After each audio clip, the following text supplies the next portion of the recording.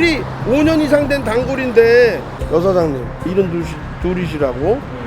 근데 차분하신데 서두르거나 하시지 않거든요. 세차를 하고 나오셨는데 굴러 내려가는 속력 그대로 차선에 진입해서도 한 50여 m를 그런 속도로 그냥 갔어요. 그랬는데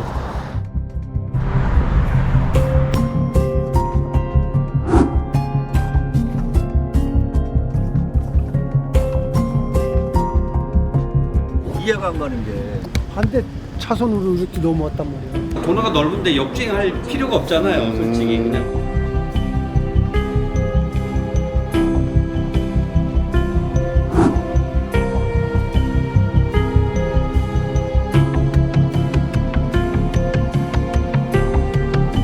가드레일 그런 거 다 부서지고 차에서 사람 꺼내내고 막 그러는 거 나왔어 있으니까 그거 압수수색이지 그림이다.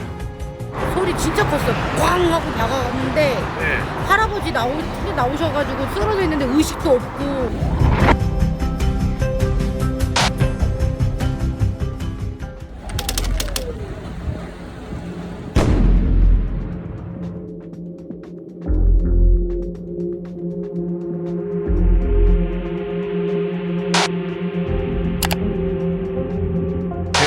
급발진이 아니다라고 배제할 수는 없지만은 급가속하면서 브레이크도 등에 안 들어오는 부분들이 있고 과속이 되면서 불안전 요소가 되면서 하얀 가스가 나오는 경우가 이런 공통된 특성을 가지고 있는데 이거는 그냥 고속으로만 달리고 있는 부분이어서 급발진에 나타나는 특성은 없다고 볼 수가 있어요. 기기 조작과 판단 능력이 떨어지는 고령 운전자 사고의 가능성이 높습니다.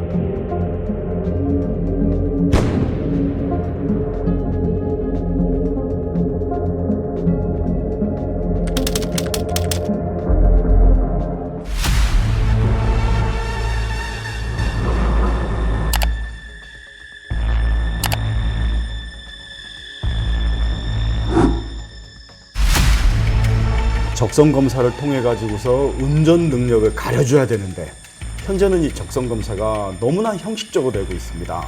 선중에서는 반드시 의사 소견서를 첨부합니다. 근데 우리는 지금 현재 그런 제도가 제대로 안 되고 있기 때문에 어르신 운전자들을 제대로 보호를 못 해드리는 거죠.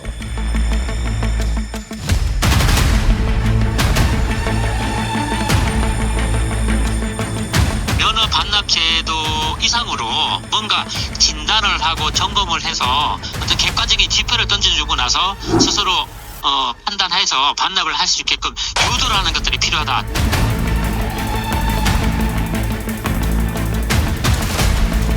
선진국에서 입증된 여러 가지 고령 운전자 대책에 대한 것들을 도입을 해서 한국형 종합 대책에 나와야지만 실제로 고령 운전자 사고를 줄일 수 있다고 판단하고 있습니다.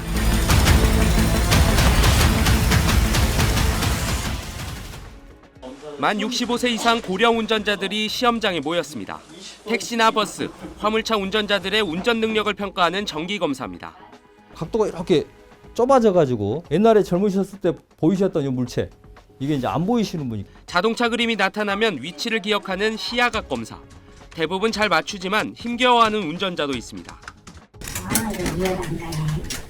공간 인지 능력을 알아보는 도로찾기 검사에선 단순한 길은 잘 맞추다가도 조금 복잡해지면 제한 시간 20초를 넘기기도 합니다.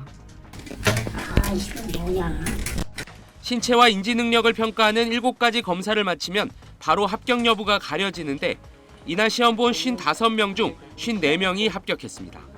처음엔 긴장이 돼가지고 그랬는데 안정하니까 좀 괜찮아졌어요.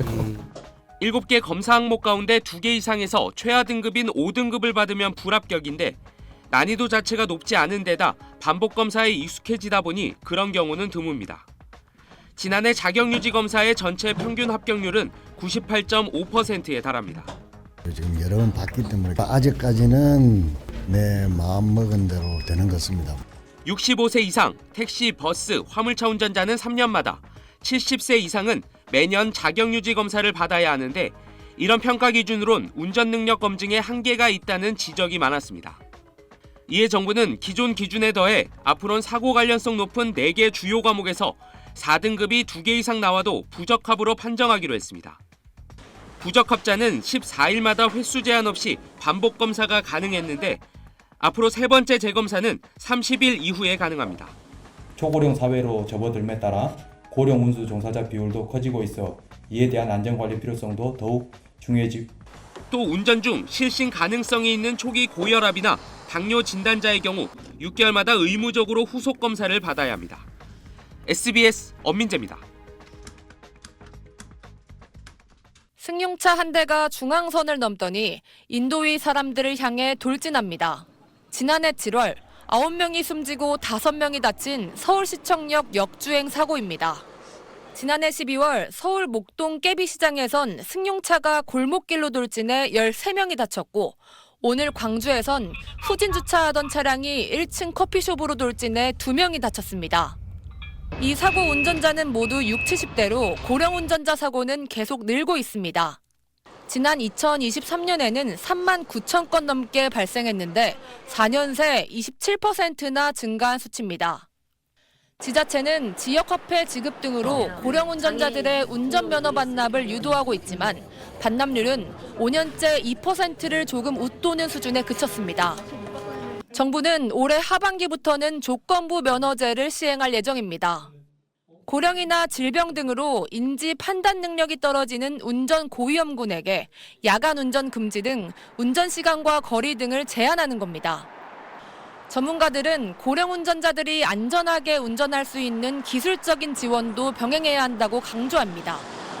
초고령 사회에 진입한 일본은 이미 2017년도부터 페달 오조작 방지 장치 등을 탑재하면 보조금을 지급하는 서포트카 사업을 도입했는데 일반 차량에 비해 사고율이 41.6% 적은 걸로 나타났습니다. 긴급 제동 장치라든가 또 차로 이탈 방지 장치, 또 급발진 사고에 예방하는 그런 장치들 이런 것들이 좀 기본적으로 이제 좀 장착된 그런 어떤 시범 사업이 성공적으로 이 고령 운전자 대상의 어떤 사고 감소에 기여를 좀. 무엇보다 고령 운전자 스스로 운전을 자제하는 등 사고 위험을 줄이려는 노력이 가장 필요하다는 게 전문가들의 공통된 의견입니다. SBS 김봄입니다. 지난달 31일 서울 양천구 시장으로 차량 한 대가 돌진하면서 한 명이 숨지고 12명이 다치는 큰 사고가 있었습니다. 75세의 고령 운전자가 치매를 앓아온 것으로 알려지면서 치매 운전자들에 대한 관리가 필요하다는 지적이 잇따랐는데요. 치매는 운전면허 결격 사유로 이렇게 명시돼 있지만 문제는 치매가 확인된 운전자들의 면허를 취소하기까지 걸리는 시간입니다. 우선 운전면허 소지자가 치매로 장기 요양 등급을 받거나 6개월 이상의 입원 치료를 하게 되면 건강보험공단에서 경찰청으로 명단이 보내집니다. 이후 경찰청은 운전 적성 판정 절차에 따라 전문의의 정밀 진단을 거치도록 하는데 치매 환자는 3개월 안에 진단서를 끊어 도로교통공단에 제출해야 합니다. 치매 환자가 1차 통보에 응하지 않으면 2차까지 진단서를 낼 수 있고 이마저도 응하지 않으면 최종적으로 한 달 뒤에는 운전면허가 취소됩니다.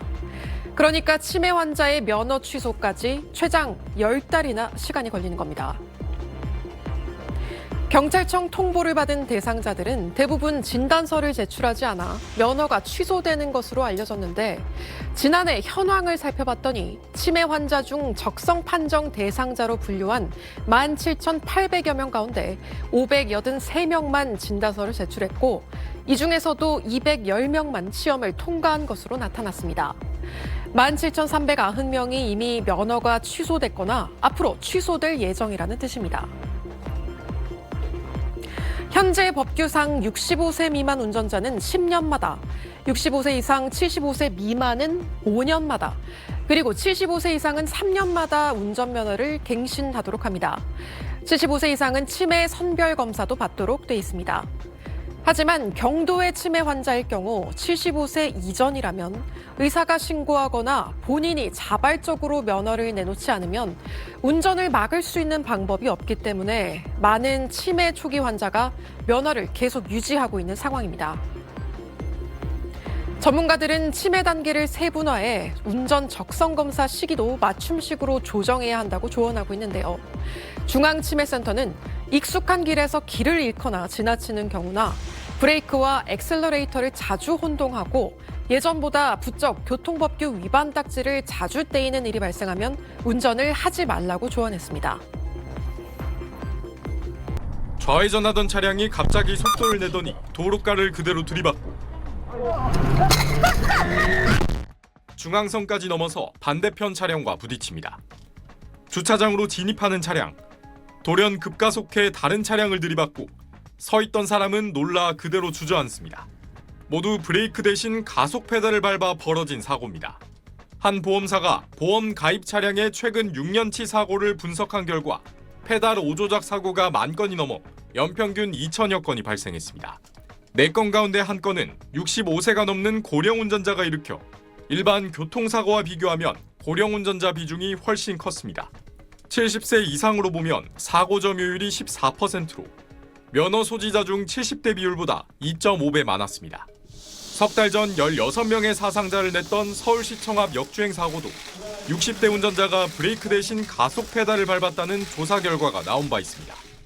대책으로 제시되는 건 5조작 방지 장치입니다. 차량 앞뒤에서 장애물이 감지됐는데 차량이 급가속하는 경우 자동으로 제동 장치를 작동하는 원리입니다.